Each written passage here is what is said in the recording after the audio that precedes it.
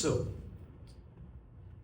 we move on to posterior chamber robotic high-frequency ultrasound scanning for ICL sizing. I do have a financial interest in this, which is exceedingly small, but my main interest is in safety of my patients. Many of you know that this device started being developed in the early 90s when I was a research fellow in bioengineering at Cornell University under Jack Coleman and Ron Silverman. It's now a commercially available device which, as you saw, develops images that are exceedingly high resolution of the posterior chamber. It was also the first device to be able to do epithelial mapping, and we managed to publish something like 50 papers on just the epithelium of the cornea before the first epithelial map was commercially available on the planet. So it was very avant-garde work. But now it's really applicable mostly to this conundrum of ICL sizing. And without repeating ourselves, the sizing problems are the issue. And here's an example of a case that we have, which we're observing over time, but these are not impossible to find in your practice. So the point here is, and I'm just going to try and get through the concept here as to why we need to look at the posterior chamber. And the reason is that, and I'm just going to give you some anecdotal cases that sort of drive the point home. Here's an eye that has a fairly equal sulcus and angle size. So talking about using anterior chamber versus posterior chamber. Here's an eye where the sulcus is quite a bit larger than the angle in terms of, meaning a different size lens, right? Because it's more than 0.5 millimeter. Here's an example where the sulcus is smaller than the angle. Again, in a way that could meaningfully decide a different size lens that's going to go in. And what you can never do, except in albinos with an OCT, is find the cysts. And the cysts are really the sort of crocodiles, right? You're going to go for a nice swim and it just jumps up and bites you because you had no idea it was there. So the science of ICL sizing is pre-op determination of the best lens, but also intraoperative confirmation, and we're going to show some data on a way of doing this, but also post-operative monitoring and being able to map the volt. So like I mentioned earlier, Carlo was really the preeminent whistleblower on sulcus to sulcus, and as I said, 500-page textbook, a paper that we published showing an extraordinary improvement in predictability compared to white from Ocos. And he was really studying everything as much as possible. Sadly, as I said, he died of a glioblastoma. This is me visiting him when he was still looking normal, and his lovely children. Well, anyway, we were using the Kojima formula with the Insight, expecting better results because of the higher resolution. And what we found was we didn't get better results. But when we did a retrospective multivariate regression analysis, we found that the ciliary body inner diameter was the strongest predictor of what the post-op volt would be. And it was so strong when added to the sulcus lens rise, and like I said, the scotopic pupil size pre-op, we found that it was so strong that we could not include the sulcus to sulcus into the equation at the same time.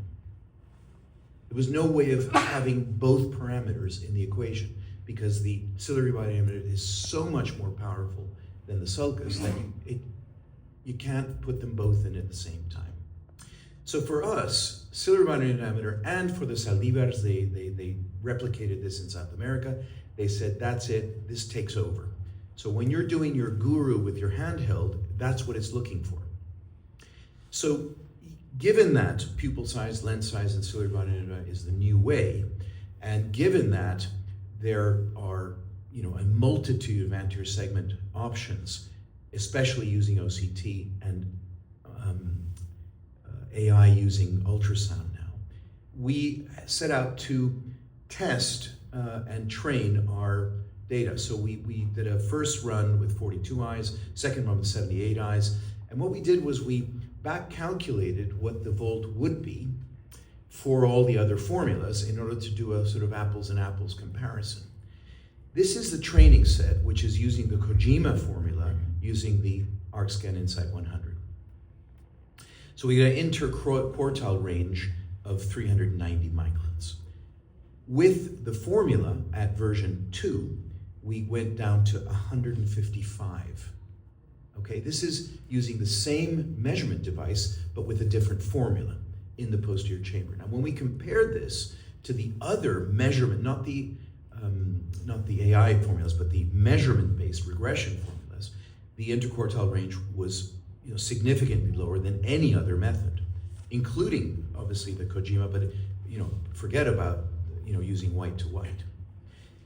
When we looked at what lens we would have chosen had we been using another formula versus the, let's call it Reinstein formula, we found that 17% of the eyes would have had a lens that is 2 sizes larger than the one that we would have chosen with the posterior chamber ICLsizing.com.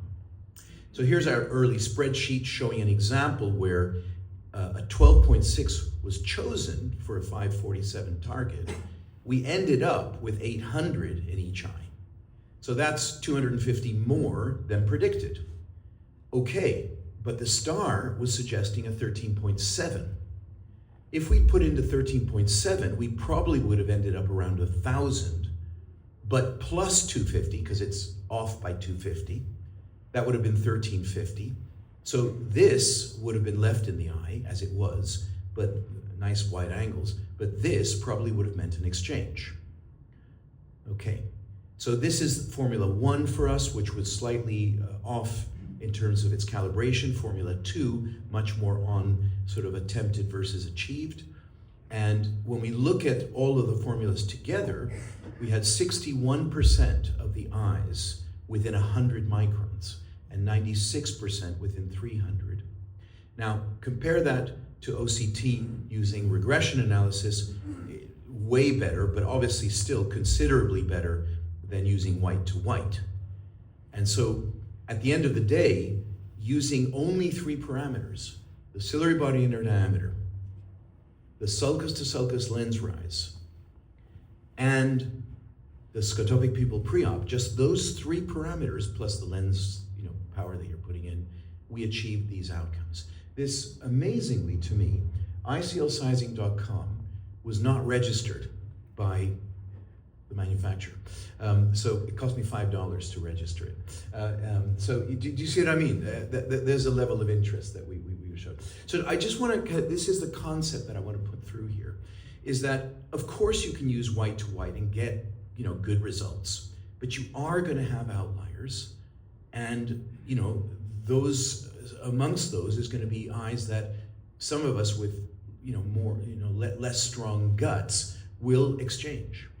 Now, obviously, if you move to the anterior chamber, you're getting closer to the posterior chamber. You're going to reduce the number of outliers. Yeah, you're going to reduce them. Let's graphically look at that. It'll look like this. You'll reduce them, but there's still going to be a number of outliers that are to do with posterior chamber dimensions that are completely unpredictable from the anterior chamber.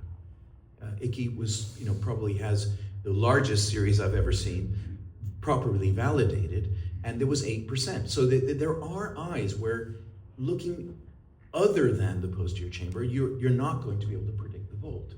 So obviously we're hoping that looking at the posterior chamber is going to reduce the outliers to very little. We have very little, but still we don't have none. And the aim is obviously to get to 0. And it just seems virtually impossible that we're not going to be able to get to 0. It's not that complicated. You have a massive target range of safety, 250 to 750. And that's 1 lens difference or 2 lens differences. You just got to get it within those 2 lenses. So somehow, looking at the posterior chamber, we hope that we will avoid situations where, here's an example of a cyst where I planned the IC, I went to the OCOS website and ordered a lens that would put the implantation so that the foot plates were away from where the cyst was. The foot plates are 23 degrees away from the axis of the lens. So you can actually plan your surgery, shifting the axes of the lens that you're ordering, the toric lens, so that you can avoid these situations off the bat. So, again, this is my analogy, is that you're using white to white, you want to go for a swim. You're using OCT, you want to go for a swim, and you're using posterior chamber, and you want to go for a swim.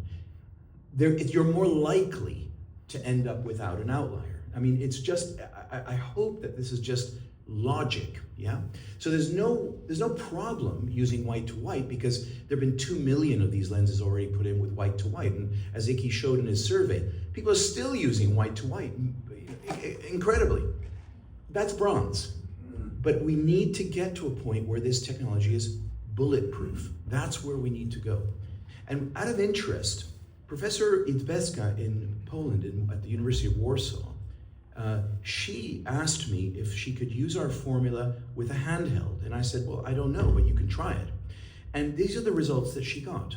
So she got 40% within 100, which is a lot better than she was getting with her OCOS formula, but obviously not as good as a higher resolution measurement in the posterior chamber. And that, again, I'm showing evidence for something that is inherently obvious.